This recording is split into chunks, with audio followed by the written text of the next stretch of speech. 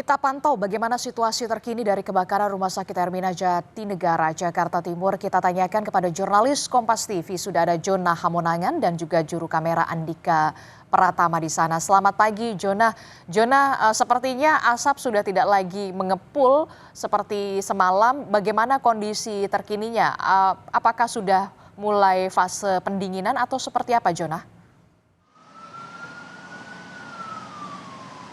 Ya, di sisi saat ini proses yang sedang terjadi adalah proses pendinginan.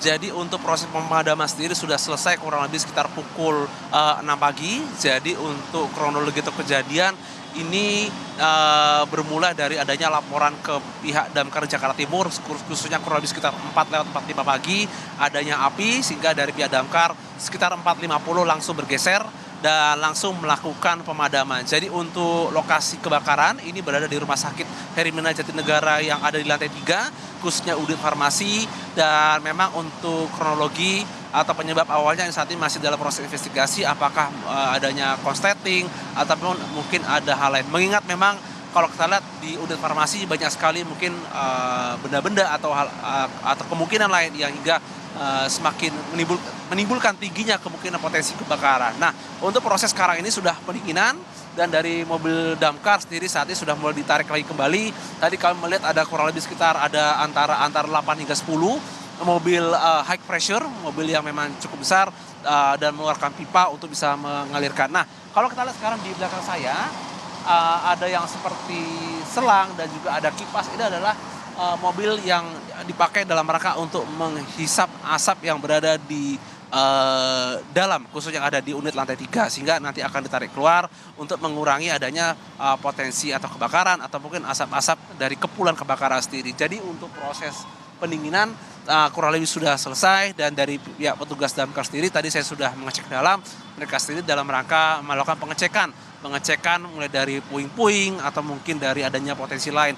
Kami tidak bisa masuk ke unit farmasi dikarenakan memang dilarang dan memang cukup berbahaya, tapi dari hasil kami tadi bertanya kepada petugas damkar, mereka mengatakan memang ini masih harus dicek lebih dahulu apakah mungkin ada benda-benda yang menimbulkan kebakaran atau tidak. Tapi yang pasti dari pihak rumah sakit langsung mematikan adanya listrik ada di lantai 3, dan kami tadi juga sempat mengecek ke pihak PLN, memang sempat dimatikan dan sekarang sudah mulai proses dihidupkan lagi. Nah, untuk proses kebakaran ini beruntung tidak ada korban jiwa, tapi memang dikarenakan untuk menghindari adanya potensi adanya kebakaran gedung, maka dari pihak rumah sakit langsung mengeluarkan pasien, dan pasien sendiri tadi sudah kami melihat keluar kurang lebih sekitar pukul 6 pagi gitu.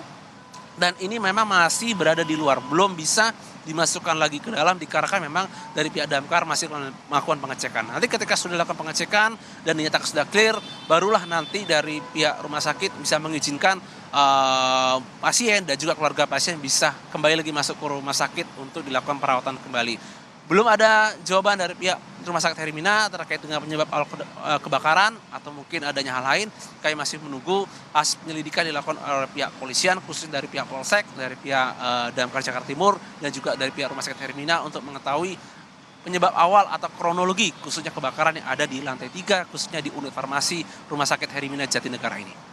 Adisti. Oke, Jona, jadi api diduga muncul dari ruang farmasi di lantai 3 pada pukul 4 pagi tadi, dan saat ini proses pendinginan sudah mulai berlangsung. Tapi kemudian yang jadi pertanyaan adalah begini, bagaimana pasien-pasien ini kemudian ditempatkan di mana? Tadi Anda sudah menyatakan di parkiran rumah sakit, kemudian juga ada di ruang IGD. Nah, bagaimana dengan nasib-nasib mereka, pasien-pasien yang berada di ruang perawatan intensif atau ICU?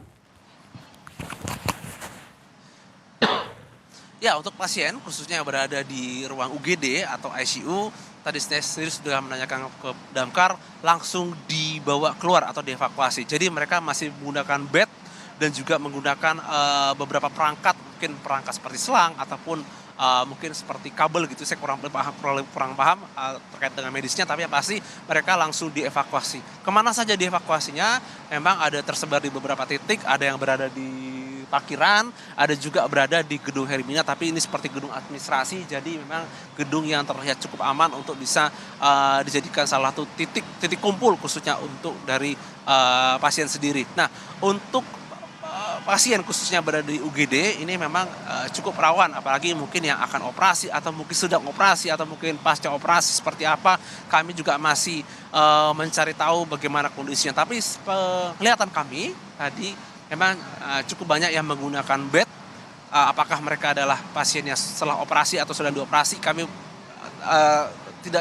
tidak terlalu mengetahui, dikarenakan memang mereka terlihat terburu-buru untuk merapikan khususnya bed yang ada. Mengingat kalau kita lihat lokasi parkir tidak terlalu besar, jadi bisa dibayangkan betapa riuhnya dalam melakukan pengaturan khususnya pasien yang segera dievakuasi.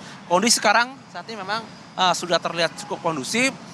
Beberapa mobil damkar sudah ditarik dan juga dari keluarga pasien yang awalnya mungkin mereka belum datang juga mereka juga sudah datang untuk mengecek khususnya ke keluarga pasien sendiri.